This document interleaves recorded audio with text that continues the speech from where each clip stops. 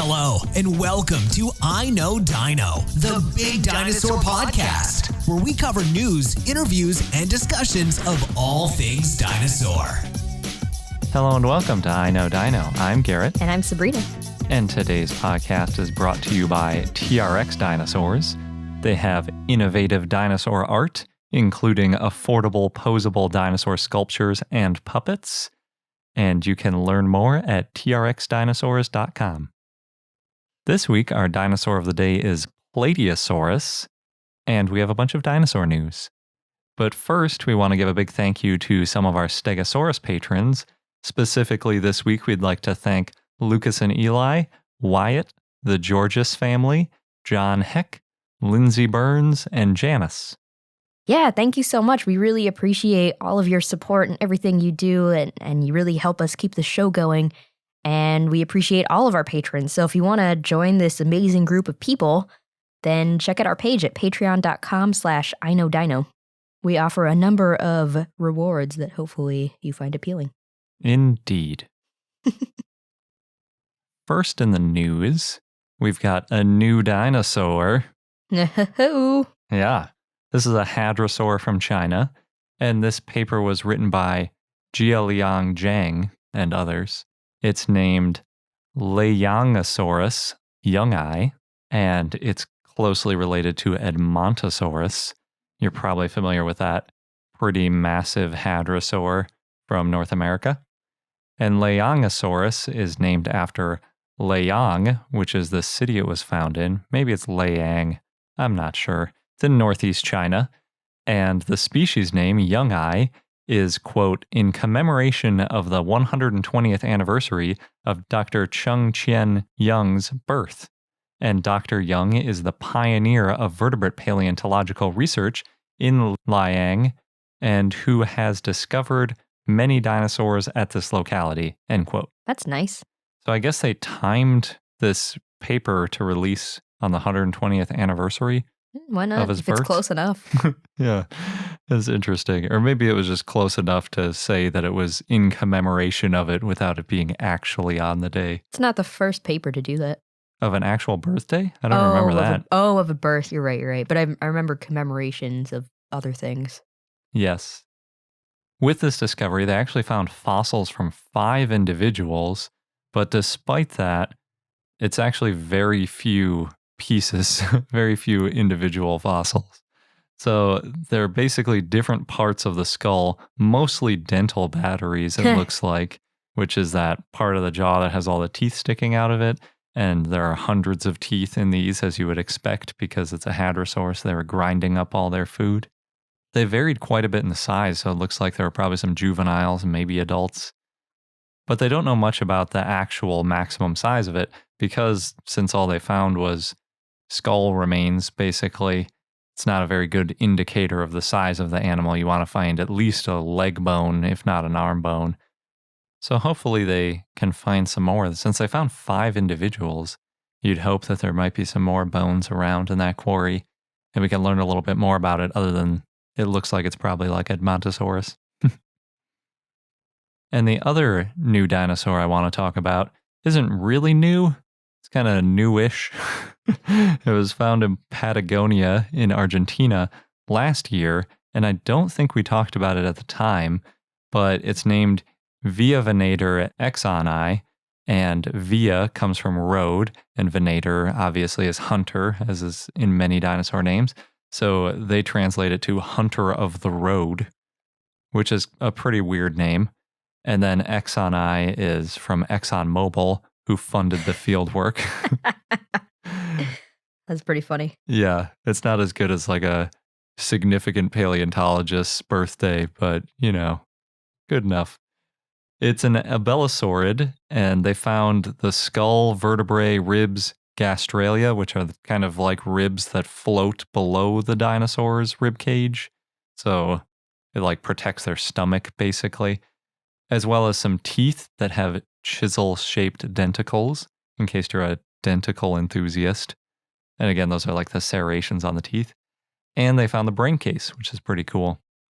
Like I said, I'm not sure if we talked about this last year, when the original discovery paper came out, but this is a paper where they really went more in depth into the anatomy. And both of these discovery papers were in an article by Leonardo Filippi and others. And based on this new analysis, they can see that it's very similar to Carnotaurus, not too surprising, being a bellisaurid from Argentina, since that's also where Carnotaurus is from. Although Via Venator is older at about 85 million years ago versus 70 million years ago for the Carnotaurus finds. So 15 million years. It really isn't that long in the scope of dinosaurs, but pretty massive amount of time for everything else. They think it's similar in size to Carnotaurus, and they didn't find a horn on its frontals, which is kind of the forehead, and that's where Carnotaurus has its horns. So basically the way I'm imagining this dinosaur is a Carnotaurus without horns. Still the tiny little wimpy arms. They didn't find the arms, unfortunately, so you can't tell if it had those goofy little tiny arms with the hands. But hopefully they find more. Next, a new Teratophonius specimen was airlifted to the Natural History Museum of Utah in Salt Lake City last week, and it was airlifted in pieces. The largest one weighed almost a ton, which is pretty cool. Yeah. So Dr. Alan Titus found the fossils about 2 years ago in Utah's Grand Staircase Escalante National Monument, and he found what turned out to be about an 80% complete Teratophonius, which is a type of Tyrannosaur. At least they think it's a Teratophonius, but it could be a new kind of Tyrannosaur, and they'll know more after they've studied it a bit. It was a mostly articulated skeleton with the full skull, so only the back part of the tail was missing and a few toes, and they're not sure yet if they have the arms. And it's the most complete Tyrannosaur found so far in the southwest of America, and it may have been so well preserved due to a flood. It's going to take a few years to prepare the specimen, but if it is a Teratophonius, it lived a few million years before T-Rex. And the skeleton they found is a juvenile, maybe 3/4 grown, so it was about 17 to 20 feet or 5 to 6 meters long and 12 feet or 3.6 meters tall, and it weighed around 2,000 pounds or 1,000 kilograms. If it is Teratophonius, the Natural History Museum of Utah has adult and young Teratophonius specimens, so then this new specimen could give more information about the genus, especially how it grew. Nice. Teratophonius is kind of fun to say. Yeah. And everyone loves a Tyrannosaur. It's got a nice ring to it. Mm-hmm. The Teratophonius Tyrannosaur. It's true. Next up is an article about dinosaurs pooping. It is written by Christopher Dowdy. And yeah, this just keeps coming up. All my talk about dinosaur poop. Specifically, they're talking about herbivores, quote unquote, dispersing nutrients, which sounds a lot It's a nice classier. way of putting it, yeah. Yeah.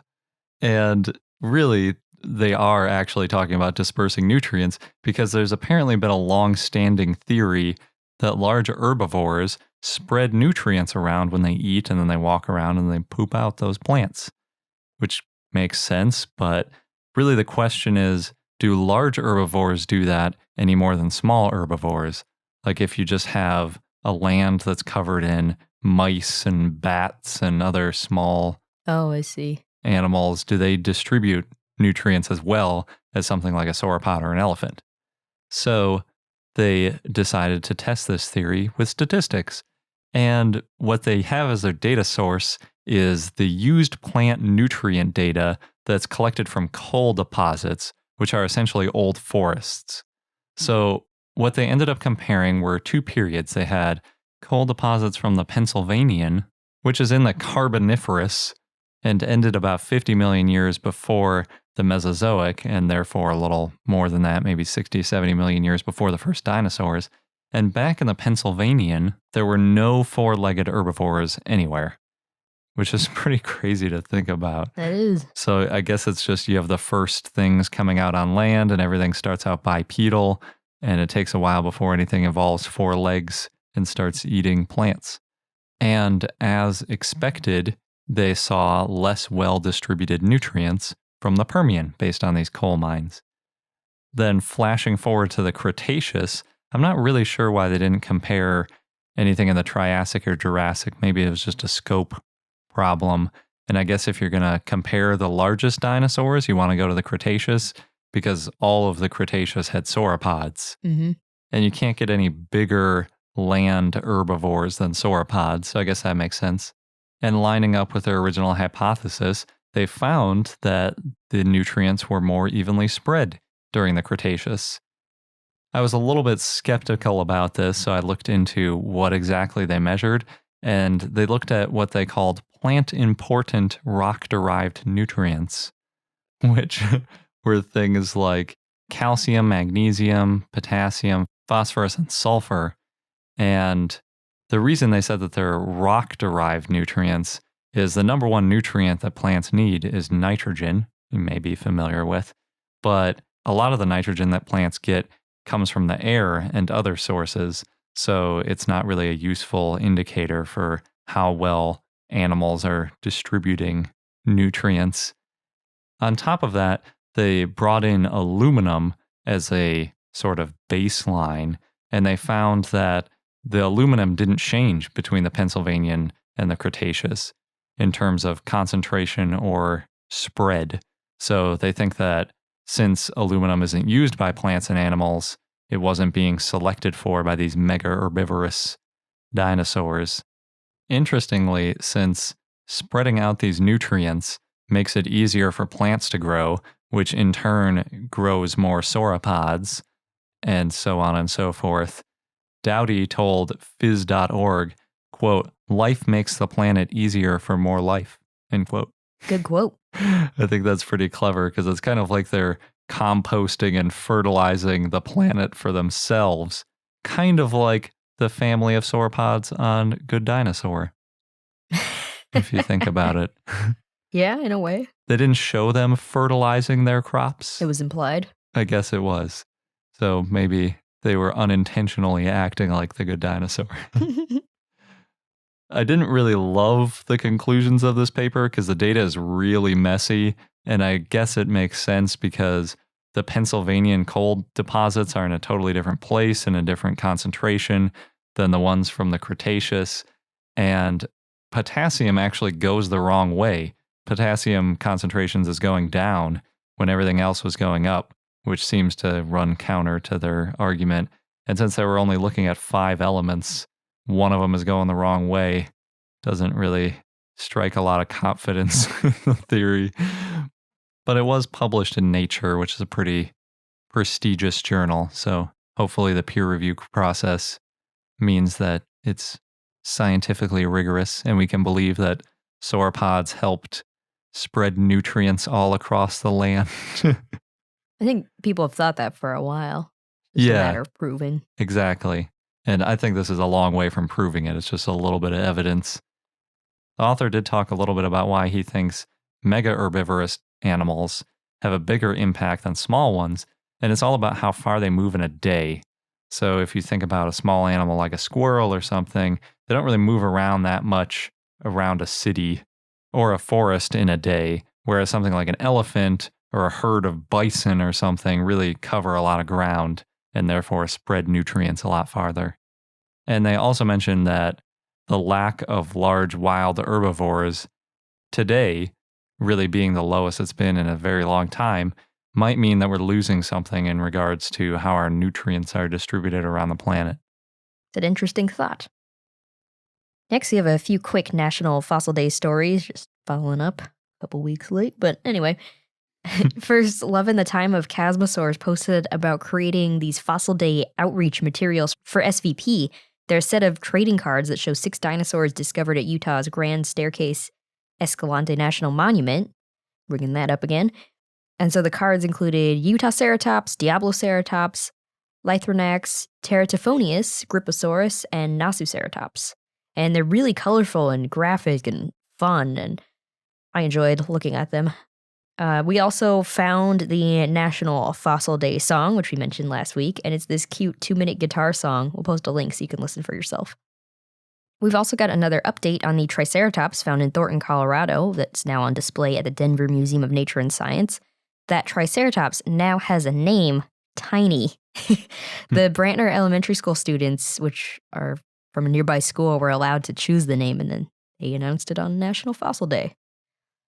Now you can go see Tiny the Triceratops, Cool. who is probably quite large. Yeah. Next, the Jurassic Dinosaur Museum project, which we've talked about before. It was going to cost £80 million to create, has been cancelled, according to the BBC. It was going to be built in Dorset, and it was led by science writer Michael Hanlon. Oh, no, that's Jurassica. Yeah, he unfortunately passed away last year, and we talked about that. So now the project's going to be part of a biodiversity project and renamed The Journey. Boo. It could still be cool. It's going to have this mass extinction memorial observatory, and they're expecting 325,000 visitors a year. That's decent. The reason is that it was really hard to raise enough money, so merging these two projects was a way to salvage as much as possible. So I'd say better than nothing. I guess. They were talking about having like animatronic dinosaurs, and they're also going to have like that underground Mesozoic. thing. Yeah, exactly. With like reptiles swimming in it and stuff. But if you can't get the money, that's disappointing. at least there's something. I guess. It's just another one of those biospheres now. Yeah, I think it could still be cool. I guess. I'm sad. Well, on a happier note, Dinosaurs in the Wild is now in Manchester in the UK, and we've talked about Dinosaurs in the Wild before. It's this attraction where you can travel back in time to the Cretaceous, and you have this immersive experience that lasts about 70 minutes and sounds really amazing, and I really hope it comes to the United States at some point. But who knows? It sounds like it's got a few more stops in the UK. So if you're in the area, let us know, because all the pictures and everything I've read online, it sounds really awesome. And speaking of dinosaur exhibits, thanks to Chris, who shared a Twitter review of the Dinosaurs of China exhibit, which is currently on display at Wollaton Hall near Nottingham in the UK. And Chris also shared some amazing images with us, and we'll post a few on our site so you can see them if you're interested. And we're also going to read a little bit of his review here, but we have his full review on our site, which has a lot more details in it. So Chris visited back in August with his family, including his 4-year-old daughter and his baby. And he said, quote, Wollaton Hall is a well-known local venue, having first opened as a museum in 1926. The Nottingham Natural History Museum claims an archive of 750,000 specimens, so exhibiting dinosaurs here seemed like a natural choice. The preservation of the specimens was astounding. Erupting volcanoes had preserved an entire ecosystem under ash deposits, like a prehistoric Pompeii. It would have been interesting to see examples of the flora, meaning plants, too, but no mention was made as to whether such specimens survived. The central exhibit is a magnificently displayed Memenchosaurus from Sichuan province in central China. The sauropod from the late Triassic, 160 million years ago, had an extremely long neck, reaching up to 12 meters in length. The specimen on display is 23 meters long, and so the skeleton has been constructed in a 13.5 meter tall rearing posture so that it could fit inside the Great Hall at Wollaton, making it the tallest dinosaur ever displayed in the UK. And 13.5 meters is about 44 feet, so that is pretty tall. Yes. Alongside this central exhibit is the smaller prosauropod Lufengosaurus, early Jurassic, 200 million years ago, and Sinraptor, late Jurassic, the latter displayed as if it were pursuing the rearing Memenchosaurus. Also on display were Protoceratops from the late Cretaceous, Guanlong from the late Jurassic, which is a small 2-meter long ancestor of T-Rex with a large, delicate, ornamental head crest, and one, he wrote for Garrett, Pinacosaurus, an ankylosaur from the late Cretaceous. This last specimen is displayed as it was preserved in a crouching position, probably sheltering from the sandstorm that engulfed it. End quote. Yeah. He also said that there's a bird gallery with Oviraptor, Gigantoraptor, and others, and another exhibit called Feathered Flyers with the Microraptor holotype, Chi, and other dinosaurs and pterosaurs. And then there's also several crafts for kids, a good gift shop. And he said when he asked his daughter what her favorite thing about the visit was, without hesitation, she said, the ice cream. Nice. And if you're going to go, he recommends taking about 2 hours to go through the whole thing. So if you're near Nottingham in the UK, you have a little bit more time to see it. This exhibit runs until October 29th, so you should hurry up and go. Yeah, that's not much time. Speaking of museums, the Royal Ontario Museum is looking for donations to help them prepare Zool, which is the new ankylosaur named earlier this year. And they're looking for help so that they can clean Zool's bones and create 3D models of the tail club. So you can donate $40 for an e-card with a custom drawing of Zool and recognition on the website, or $60 for all of that and a live chat with Dr. David Evans, and we'll post a link on our site. In Atlanta, Georgia, a family in Candler Park had their large metal dinosaur sculpture stolen from their yard. No. Yeah, so the dinosaur's name is Rusty. It was part of their Halloween decorations, and the family says they use him for lots of decorations. He wears a Santa hat around Christmas. The family actually made the dinosaur themselves because their son wanted something big and cool for their yard for his 6th birthday. This was 4 years ago. Rusty's about 3 feet tall and 4 to 5 feet long, and the family's hoping he'll be returned soon. That's annoying. It is. I was kind of thinking that with those Home Depot dinosaur skeletons, because the really big ones were $300 or $400, and that would be frustrating. That would be.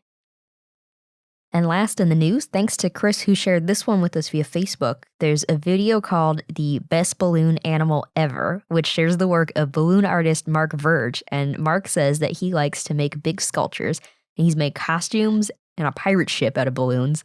But the coolest thing he said he's made is a T-Rex that was 12 feet tall, 43 feet long, and he said took about 700 balloons to make. Jeez. Yeah.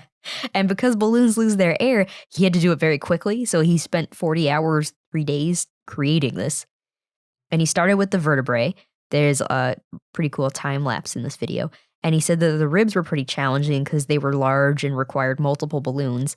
And he used lampstands to help hold up the dinosaur, which allows him to easily pose it. And he said he likes to make his sculptures as accurate as possible, like what you'd see in a museum. So the head was hard for him to make because he's got the fenestra, the holes, too. Oh, geez. It's really impressive. That's cool. Yeah. We've seen a couple huge T-Rex balloon animals. We saw one in New Jersey, and we also saw one in Singapore, I think. We didn't see the one in Singapore. We just saw pictures of it. Oh, yeah. Yeah, I think it was there right after we left. But I can barely make a dog balloon animal. So From one balloon? From one balloon, yeah. I can only imagine.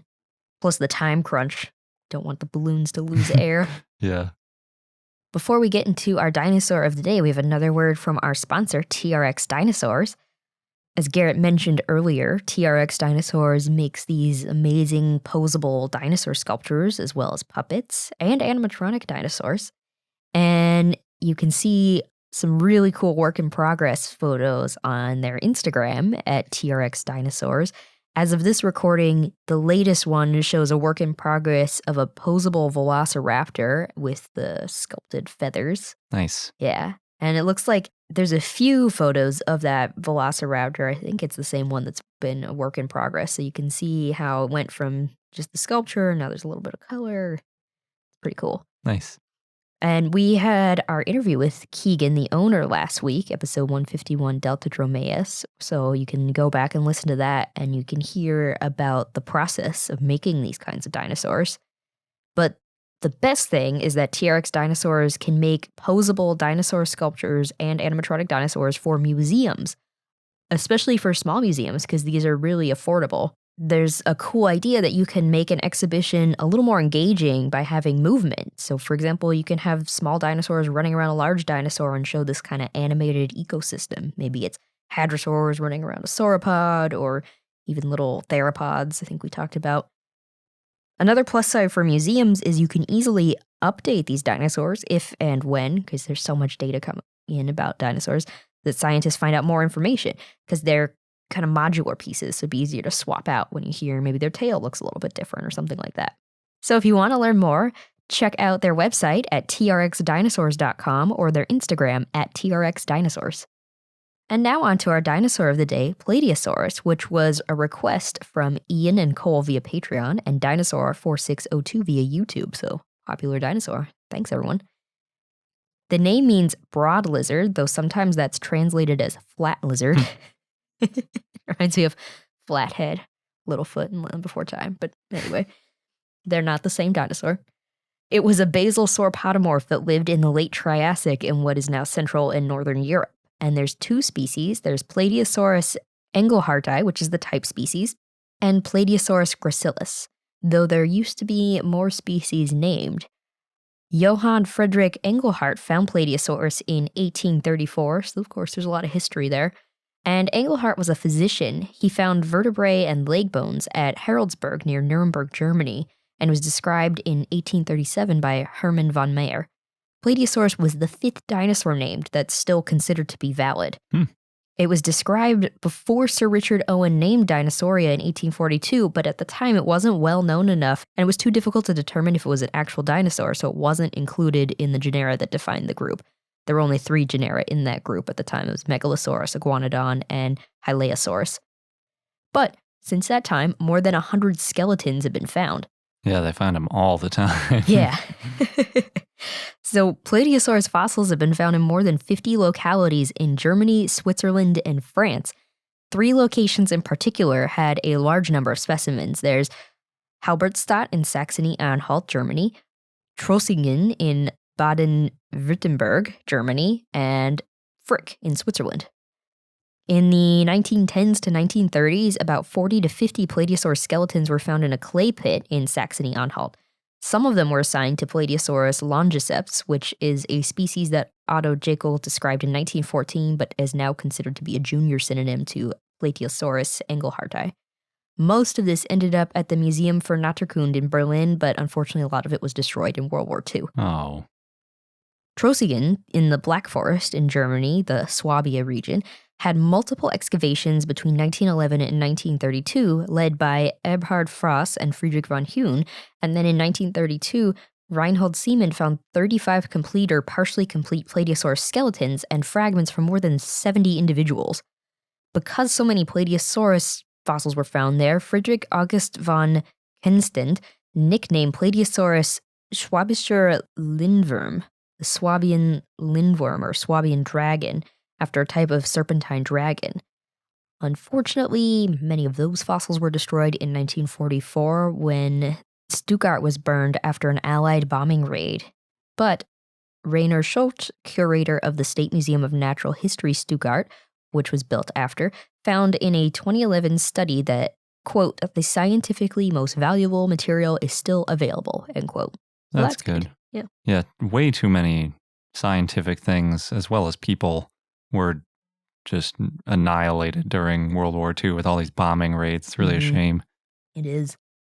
And then in 1976, Plateosaurus skeletons were found in a clay pit in Tanwerkeller AG in Frick, Switzerland.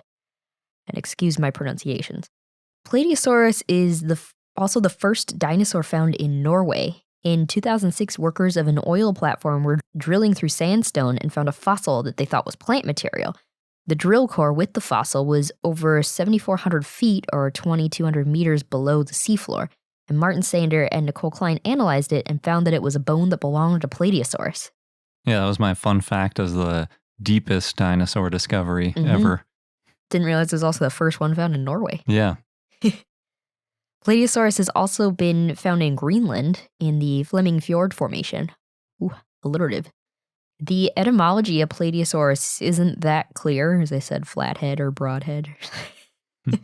The original description actually has no information, and authors have different interpretations. So, for example, in 1846, Hans Bruno Geinitz said it meant broad.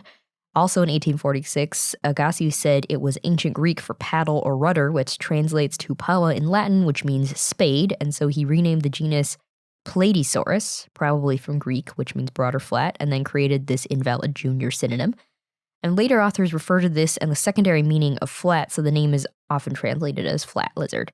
Supposedly this refers to its flat bones, like its flattened teeth, but its teeth and other flat bones, like pubic bones and some skull elements, were not found at the time that Plateosaurus was described. So, mystery, I guess. In 1855, von Meyer published a detailed description with illustrations, but didn't include any information on the etymology. He did refer to its large size and massive limbs and compared Plateosaurus to large modern mammals, but didn't describe anything that fit the words flat or shaped like an oar. As you can imagine, there's been a lot of changes with how Plateosaurus species have been classified. So Peter Galton showed that all skull material from the 3 major Plateosaurus localities were part of the same species. Marcus Moser did an extensive study in 2003 of plateosaurid material from Germany and Switzerland and found Celosaurus to be the same as Plateosaurus, but didn't discuss if Celosaurus gracilis, which is now considered Plateosaurus gracilis, and Plateosaurus engelhardti were the same species.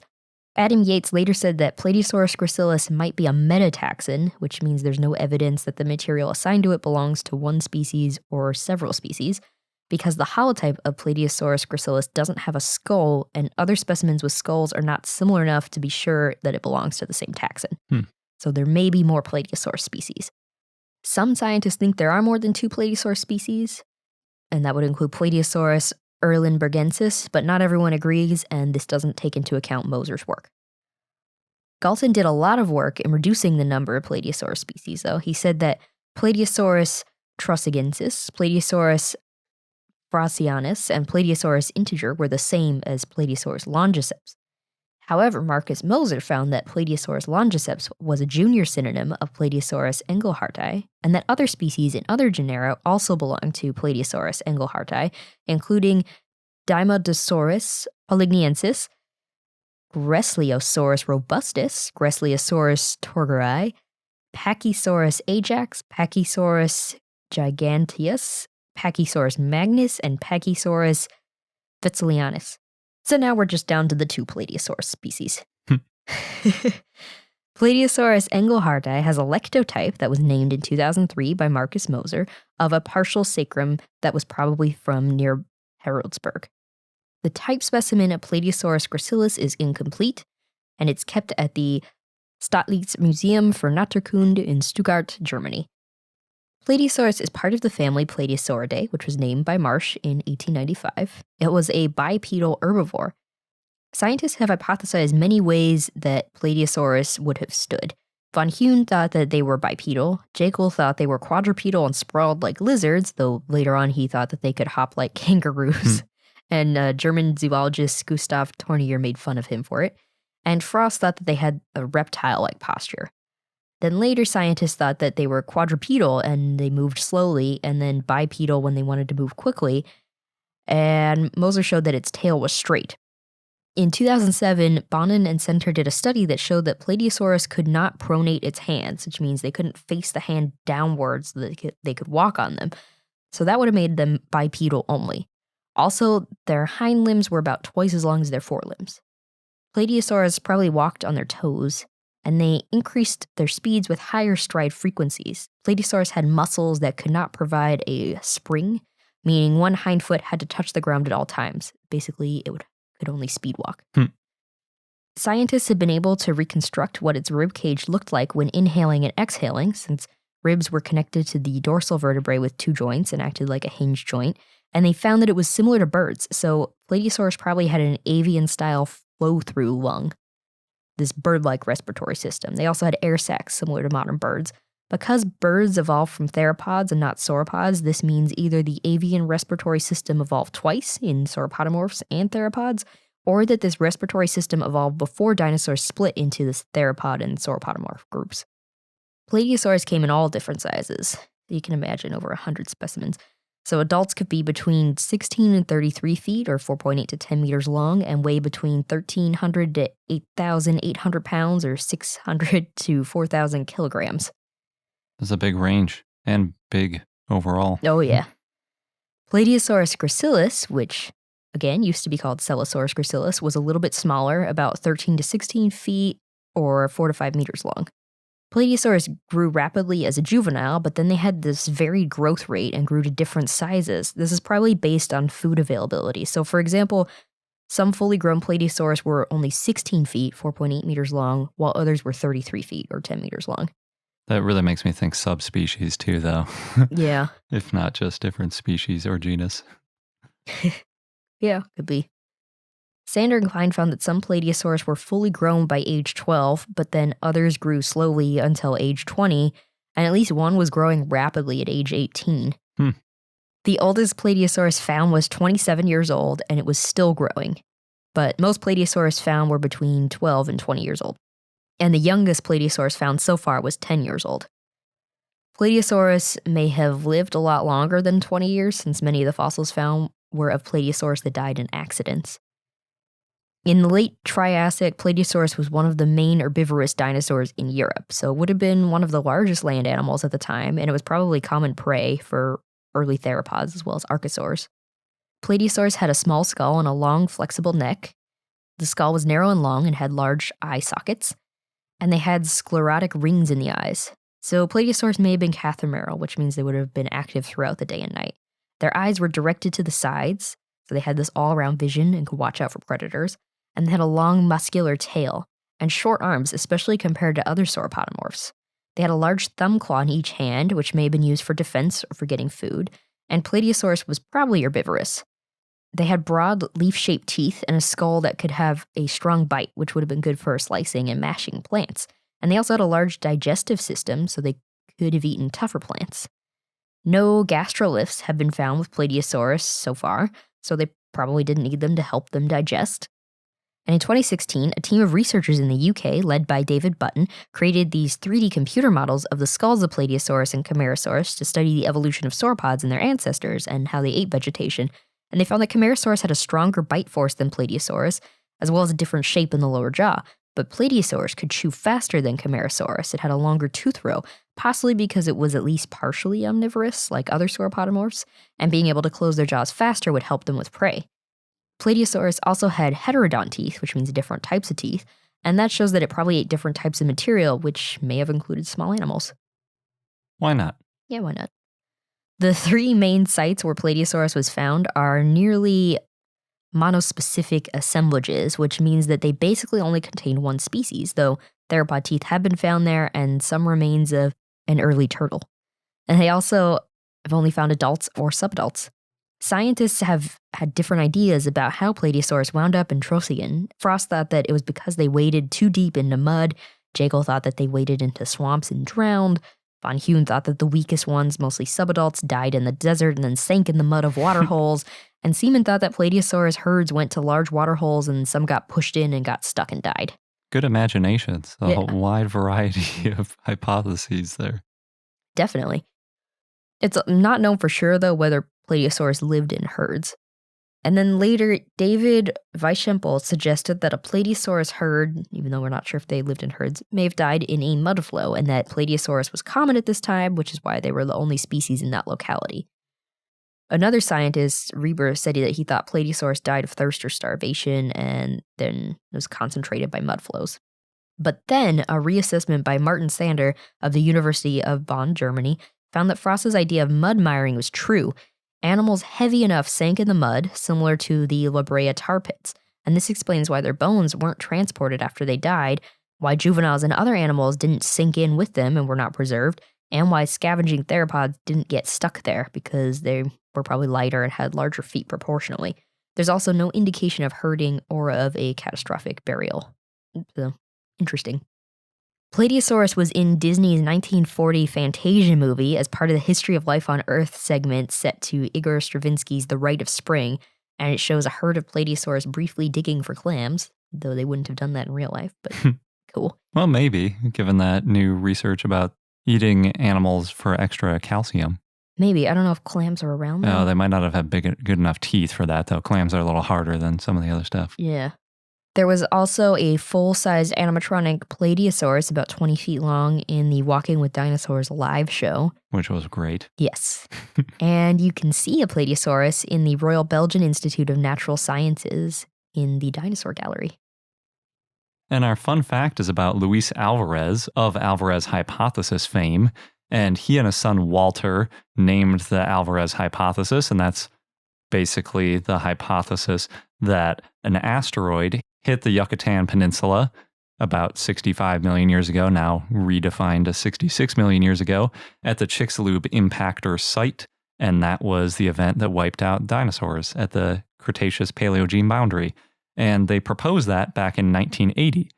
Interestingly, 35 years earlier, Luis Alvarez flew over Hiroshima and Nagasaki during the nuclear bombings as a scientific observer. Oh, I think that helped with their hypothesis? I think it might have, because there is kind of a lot in common in terms of mass extinctions with right, the destruction. huge power. And it's also interesting if you try to search about this information and you do like Hiroshima, Chicxulub, it always talks about how many Hiroshima's worth of explosion happened at Chicxulub.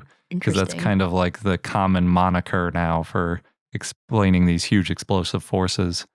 So, yeah, it's very interesting. I didn't realize there were any scientific observers that went along. It's kind of creepy and weird that you would fly over such a horrible event like that to observe it. I guess it was a new thing, so they wanted to learn from it. But man, what a horrible scientific experiment. Yeah. And on that lovely note, that wraps up this episode of I Know Dino. Thanks for listening. And don't forget to subscribe so you don't miss out on any new episodes. Also, check out our page at patreon.com/iknowdino for rewards and to join our growing dinosaur community. Thanks again, and until next time. Thank you for listening to I Know Dino. If you have any questions or comments about dinosaurs, we'd like to hear from you at plesiosaur@iknowdino.com. And for more information on dinosaurs, go to iknowdino.com or follow us on Google, Facebook, Tumblr, or Twitter at I Know Dino.